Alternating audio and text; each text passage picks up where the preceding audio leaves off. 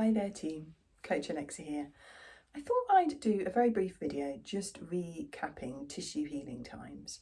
And this covers things from running related injury through to accidental injury, and maybe even might give you a little bit of guidance around surgical healing times, although of course you need to be very much in discussion with your consultant, your physio, etc. around all of that, because normally there's a lot more than just one tissue type involved.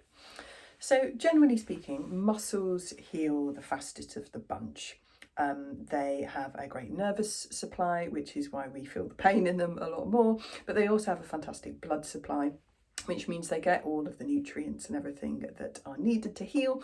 And there's lots of incentive for our body to heal them up really quickly, because we're kind of immobilized when they are taking a bit longer to heal. So muscles are the fastest, normally in a matter of weeks, or for something quite small. So delayed onset muscle soreness is kind of very micro level muscle damage that needs to go and be healed. And as you'll probably know, if you train down the gym, that normally takes a matter of days to bounce back and become stronger. The next one, when we're talking about the musculoskeletal system, I'm not going into sort of internal organs and all of that sort of complexity, is bone.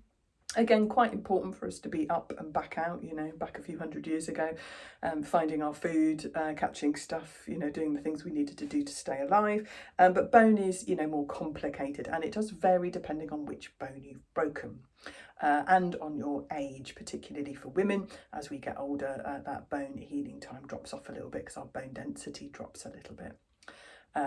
It's in our body's priority. So normally it's a matter of kind of weeks into months for bones, again, depending on the bone and depending on your age. Larger weight bearing bones, need to be a lot stronger, so take longer to get back to that point. But bones will start the knitting together process pretty quickly. That's why it's important, if in doubt, to pop down and get stuff x-rayed so you know whether to immobilise it or not, because immobilisation really is key for bone healing. If that break is moving around a little bit, that knitting together just, gets, every time you move it, any knitting together work that's been done is broken apart again.